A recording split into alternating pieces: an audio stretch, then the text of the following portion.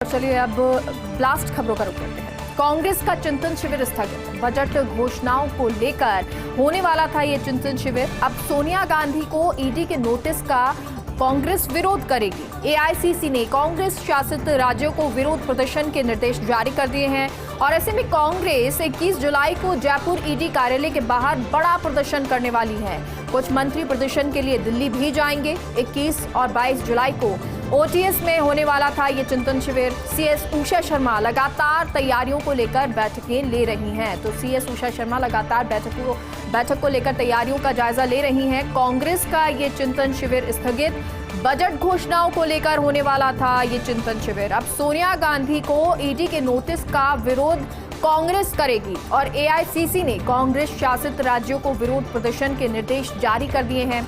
ऐसे में कांग्रेस 21 जुलाई को जयपुर ईडी कार्यालय के बाहर बड़ा प्रदर्शन करेगी और कुछ मंत्री प्रदर्शन के लिए दिल्ली भी जाएंगे। 21 और 22 जुलाई को ओटीएस में होने वाला था यह चिंतन शिविर। सीएस उषा शर्मा लगातार ले रही तैयारियों को लेकर बैठकें। भाजपा कमीशन 400 प्लस यानी कि 400 प्लस 2024 की लोकसभा चुनाव तैयारियों में जुटी भाजपा।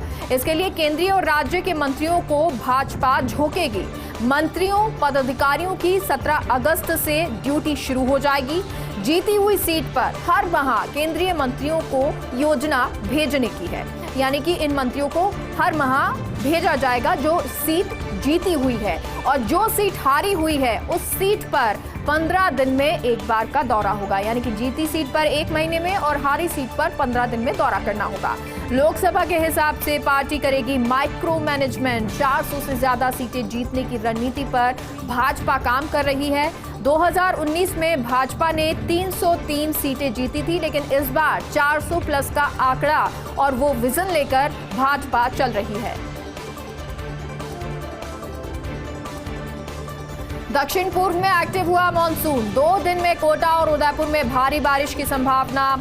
लगातार पश्चिमी राजस्थान में जमकर मॉनसून बरस रहा है। अब पश्चिम राजस्थान में मॉनसून धीमा पड़ेगा और अब तक प्रदेश में औसत से 30% अधिक बारिश हो चुकी है। राजधानी में अभी भी मॉनसून के जमकर बरसने का इंतजार हो रहा है। जयपुर के वातावरण में उमस से लोग परेशान हो गए हैं। गर्मी के चलते पारा भी 3 डिग्री चढ़कर पहुंचा है। 36.6 डिग्री पर यह पारा पहुंच गया है। हालांकि विभाग ने 22 जुलाई तक बारिश का अनुमान जताया है। फिलहाल अगर जयपुर की बात करें तो शहर में बारिश की संभावना कम है। अभी उम्मीदें कम नजर आ रही हैं। हार के बावजूद यशवंत सिन्हा बना सकते कीर्तिमान। एनडीए के उम्मीदवार द्रौपदी मुर्मू का जीतना लगभग तय माना जा रहा है, लेकिन सिन्हा ने कश्मीर से कन्याकुमारी तक विपक्ष को एकजुट किया है। मजबूरी के चलते कुछ विपक्षी पार्टियों ने सिन्हा को वोट नहीं दिया, फिर भी ज्यादा वोट हासिल करने वाली विपक्षी उम्मीदवार की सूची में शुमार हो सकते हैं। सिन्हा को 38% तो वहीं एनडीए के मुर्मू को मिल सकते 61.6% वोट। तो हालांकि 21 जुलाई को नतीजों के साथ अटकलों पर विराम लग जाएगा। अभी ये अटकलें लगाई जा रही है कि कुछ क्रॉस वोटिंग हुई और इसकी वजह से एनडीए को द्रौपदी मुर्मू को ज्यादा वोट मिले हैं। सिर्फ 2 बार विपक्षी उम्मीदवार को मिले हैं 35% से ज्यादा वोट। पहली बार 1967 में निर्दलीय सुब्बा राव को मिले थे 43.5% वोट। तब डॉक्टर जाकिर हुसैन को मिले थे 56.2% वोट, और दूसरी बार 1969 में नीलम संजीव रेड्डी को मिले 49.1% वोट। नजदीकी मुकाबले में वीवी गिरी 50.9% वोट लेकर राष्ट्रपति बने थे। तृणमूल कांग्रेस के लिए आंशिक राहत की सांस। जगदीप धनखड़ को उपराष्ट्रपति उम्मीदवार बनाने पर राहत की सांस। पार्टी नेता अनौपचारिक बातचीत में खुशी और संतोष जाहिर कर रही हैं। पिछले 3 साल से पश्चिम बंगाल में 1 मैन अपोजिशन की तरह धनखड़ खड़े रहे। धनखड़ ने कानून व्यवस्था से लेकर सरकार के कामकाज पर निशाना साधा।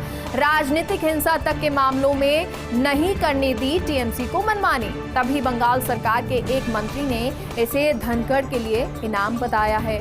बहरहाल तृणमूल कांग्रेस यानी टीएमसी को मिली ये राहत कितने दिन की है, ये देखने वाली बात होगी। उपराष्ट्रपति चुनाव में क्या स्ट्रैटेजी होगी केजरीवाल की? रविवार को शरद पवार के घर विपक्षी पार्टियों की बैठक हुई। और बैठक में टीएमसी और आप दोनों ही पार्टियां शामिल नहीं हुई। कांग्रेस नेता ममता के सुझाव यशवंत सिन्हा को समर्थन दे चुके। ऐसे में कांग्रेस ने पहले से तय मार्गरेट अल्वा को चुना उपराष्ट्रपति उम्मीदवार। केजरीवाल ने राष्ट्रपति चुनाव में तो मुर्मू की बजाय यशवंत सिन्हा का समर्थन किया, लेकिन सवाल ये कि क्या केजरीवाल मार्गरेट अल्वा का समर्थन करेंगे? अल्वा को केजरीवाल का समर्थन दो कारणों से मुश्किल लग रहा है। पहला कारण अल्वा है कांग्रेस की उम्मीदवार और खाटी कांग्रेसी नेता। ऐसे में समर्थन कर केजरीवाल खुद को कांग्रेस के साथ नहीं दिखा सकते हैं। दूसरा ये कि दिल्ली पंजाब के बाद आपका अगला मिशन है राजस्थान और हरियाणा। दोनों राज्यों की राजनीति के लिहाज से जाट प्रभावी मतदाता समूह है। ग्वालियर में कांग्रेस ने खेला जीत का खाता खोला है। कांग्रेस ने वैसे तो एमपी में स्थानीय निकाय चुनाव में खास प्रदर्शन नहीं किया। नगर निगम, नगर परिषद, अन्य निकाय चुनाव में 80% सीटों पर बीजेपी जीती है, लेकिन सीधे मतदान के जरिए हुए मेयर चुनाव में कांग्रेस ने इस बार खाता खोला।